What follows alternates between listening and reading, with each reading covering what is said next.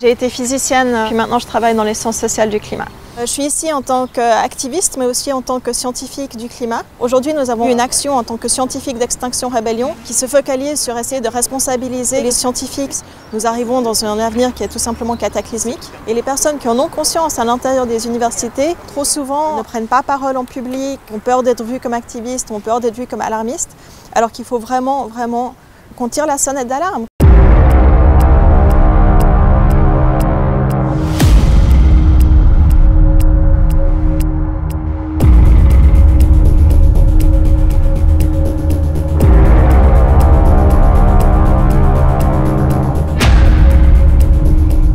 Nous sommes en train de pousser la Terre dans des zones climatiques que l'espèce humaine et que le genre humain n'ont jamais connues. Nous sommes déjà dans cet avenir dans lequel nous ont poussé les industries fossiles en toute connaissance de cause.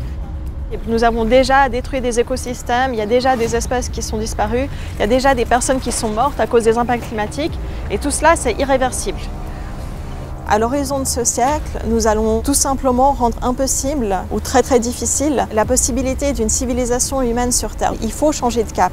Et ce changement de cap, ce n'est pas la loi CO2 qui n'est certainement pas suffisante. On n'a plus de temps. Les politiques et les industries se cachent derrière ces délais. Il faut agir tout de suite pour réduire nos émissions d'année en année de 10, 15, 20% le plus possible. On ne peut pas simplement se permettre d'écrire des articles et de penser que le monde va réagir en conséquence. Ce n'est pas du tout le cas. Les scientifiques doivent agir en conséquence avec leurs avertissements pour l'humanité. Il faut que nous soyons beaucoup plus bruyants.